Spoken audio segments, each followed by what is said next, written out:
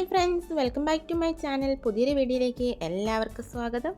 അപ്പോൾ ഡയറ്റൊക്കെ നോക്കുന്നവർക്ക് നൈറ്റ് കഴിക്കാൻ പറ്റുന്ന ഒരു സാലഡിൻ്റെ റെസിപ്പിയാണ് കേട്ടോ ഇന്ന് ഷെയർ ചെയ്യുന്നത്. സാലഡൊക്കെ കഴിക്കാൻ നമുക്ക് അധികം ഒന്നും ഇഷ്ടമുണ്ടാവില്ല, എന്നാൽ ഈ വീഡിയോ സേവാക്കി വെച്ചോ. ഇത് തീർച്ചയായും ഇഷ്ടപ്പെടുന്ന രീതിയിലാണ് ഈ സാലഡ് തയ്യാറാക്കി എടുക്കുന്നത്. ഭക്ഷണ രീതിയിലൊക്കെ ചെറിയ മാറ്റങ്ങൾ വരുത്തി ഹെൽത്തി ആയിട്ടിരിക്കണമെന്ന് താല്പര്യപ്പെടുന്നവർക്ക് ഈ വീഡിയോ തീർച്ചയായിട്ടും ഹെൽപ്ഫുള്ളായിരിക്കും. ഈ സാലഡ് മാത്രമായിട്ടാണ് കേട്ടോ ഞാൻ ഇന്ന് കഴിക്കാൻ വേണ്ടി പോകുന്നത്. ഒരു ഫില്ലിംഗ് ആണ്, ഒട്ടും നമുക്ക് വിശക്കത്തേ ഇല്ല, എന്നാൽ ചെറിയ രീതിയിൽ നമുക്ക് വൈറ്റമിൻസ് ഒക്കെ കിട്ടുകയും ചെയ്യും. ഇനിയിപ്പോൾ ഈ സാലഡ് മാത്രമായിട്ട് കഴിക്കാൻ ഇഷ്ടമില്ലാത്തവർക്ക് കുബൂസിൻ്റെ കൂടെയോ ചപ്പാത്തിയുടെ കൂടെയൊക്കെ കഴിക്കാൻ പറ്റിയ അടിപൊളി സാലഡാണിത്.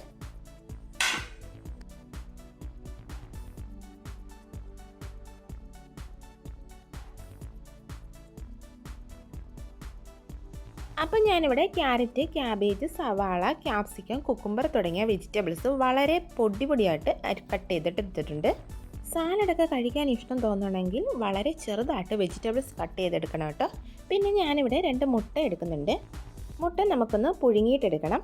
മുട്ട എടുത്തിട്ടുള്ളത് മയോണൈസ് റെഡിയാക്കി എടുക്കാനാണ് കേട്ടോ. നമ്മൾ വീട്ടിൽ തന്നെയാണ് മയോണൈസ് തയ്യാറാക്കി എടുക്കുന്നത്. പുഴുങ്ങിയ മുട്ട വെച്ചാണ് കട്ട് ചെയ്തിട്ടെടുക്കുക. പിന്നെ കുറച്ച് അണ്ടിപ്പരിപ്പ് എടുക്കണം, കുറച്ച് വെളുത്തുള്ളി വേണം, കുറച്ച് കുരുമുളക് പൊടി, ആവശ്യത്തിന് ഉപ്പ്, പിന്നെ വിനീഗർ അല്ലെങ്കിൽ നാരങ്ങ നീര് ചേർക്കാം.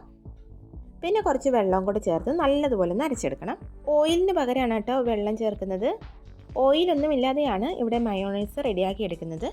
അപ്പോൾ മയോണൈസൊക്കെ റെഡിയാക്കി മാറ്റി വെച്ചു. ഇനി കുറച്ച് ചിക്കൻ ഫ്രൈ ആക്കിയതുണ്ടായിരുന്നു, അതൊന്ന് ചെറിയ പീസസ് ആയിട്ട് കട്ട് ചെയ്തിട്ടെടുക്കാം. ചിക്കൻ ഇങ്ങനെ ഫ്രൈ ആക്കിയിട്ട് തന്നെ എടുക്കണമെന്നില്ല കേട്ടോ. ചിക്കൻ ഉപ്പും കുരുമുളക് പൊടിയും ഇട്ടൊന്ന് വേവിച്ചെടുത്തതിന് ശേഷം ഒലിവ് ഓയിലൊന്ന് സോൾട്ട് ചെയ്തെടുത്താലും മതി. ഇനി ആ ചിക്കനും കൂടി നമ്മുടെ വെജിറ്റബിൾസിൽ ഇട്ട് കൊടുത്തു. കുറച്ച് കുരുമുളക് പൊടി, കുറച്ച് ഉപ്പ്, പിന്നെ ഞാൻ ഒറിഗാനോ ചേർത്ത് കൊടുത്തിട്ടുണ്ട് ഒരു ഫ്ലേവറിന് വേണ്ടിയിട്ട് മാത്രം. പിന്നെ നമ്മുടെ തയ്യാറാക്കി വെച്ചിരിക്കുന്ന മയോണൈസ് കൊണ്ട് ചേർത്ത് കൊടുത്തു കഴിഞ്ഞിട്ടുണ്ടെങ്കിൽ നമ്മുടെ ടേസ്റ്റി ആയിട്ടുള്ള സാലഡ് ഇവിടെ റെഡി ആയിട്ടുണ്ട്.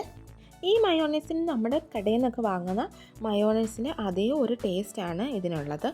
ഒട്ടും മടുപ്പ് വരാതെ കഴിക്കാൻ പറ്റുന്നൊരു സാലഡാണ്. തീർച്ചയായിട്ടും എല്ലാവരും ഇതൊന്ന് തയ്യാറാക്കി നോക്കുക. ഇനിയിപ്പോൾ ബ്രെഡിലൊക്കെ സ്റ്റഫ് ചെയ്തിട്ട് ഇതൊക്കെ സാൻഡ്വിച്ചായിട്ടും നമുക്ക് കഴിക്കാൻ പറ്റും കേട്ടോ. അതൊക്കെ നമ്മുടെ ഐഡിയാസിനനുസരിച്ച് മാറ്റം വരുത്താം. അപ്പോൾ വീഡിയോ ഇത്രയേ ഉള്ളൂ. ഇതുപോലുള്ള കൂടുതൽ വീഡിയോസിനായി ചാനൽ സബ്സ്ക്രൈബ് ചെയ്യാൻ മറക്കരുതേ. അപ്പോൾ മറ്റൊരു വീഡിയോയുമായിട്ട് കാണും വരെ ബൈ.